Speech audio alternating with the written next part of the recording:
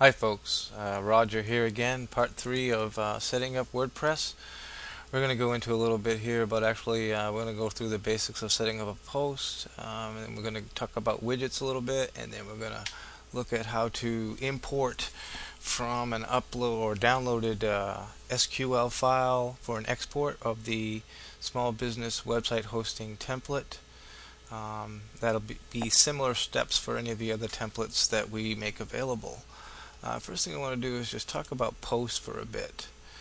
Posts are the basics of the WordPress blog. To add a new post, you just go in and click on Add New. It looks like pretty much any standard Word document editor. Put a title in here.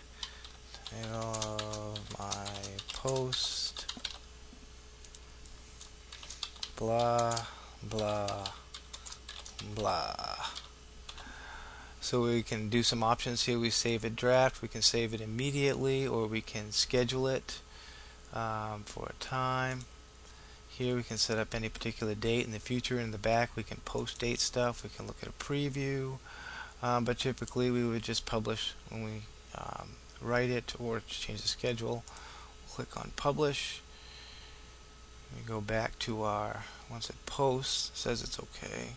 We'll take care of this posty message here in a little bit. I want to show you some of this first. So it says post is published.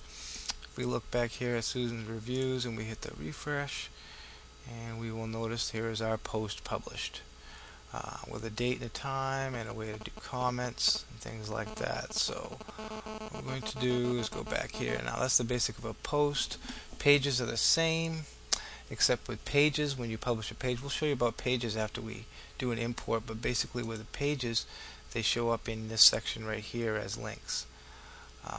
So we're going to talk about, so we got the basics of the post here. We'll talk about a link, how to put a backlink somewhere. First thing we want to do, we don't want to add new, I'm sorry. First thing we want to do is typically I go through and we clean out the default ones that are in there so we can select them all. These are all links back to WordPress, and we don't care to give any Google juice back to WordPress. So we'll select them all and delete them because we want to make space for our own. And we'll import some using the exported scripts from the small business web hosting link, but we can add one just as a test link to http:/. Make sure you put the http in there, google.com, and we can put a description there if we want. There are categories that we can create for the links, but for our purposes on these we don't really need any categories because we're advertising and doing article marketing, and we don't really want to use up the link juice, to be honest, to separate the categories. Part of the things we want to focus on, and we'll talk about that in the advanced techniques about how to work your blog, is that we want to limit the number of links on there. We want to do some link sculpting, and we only want to use links that are necessary. Okay, so that's just going over adding links. Now we want to talk about the posty here.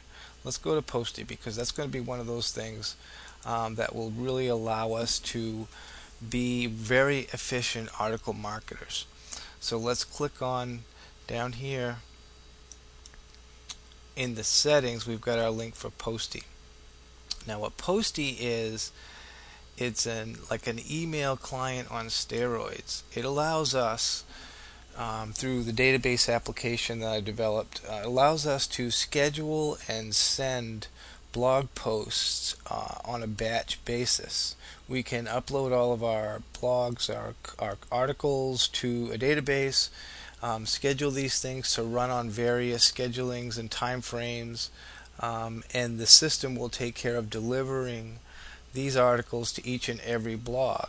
Now posty is the program that picks this information up and places it in the WordPress database. So some things we want to do, the first thing we want to do is we need to go back to our control panel application and build an email address.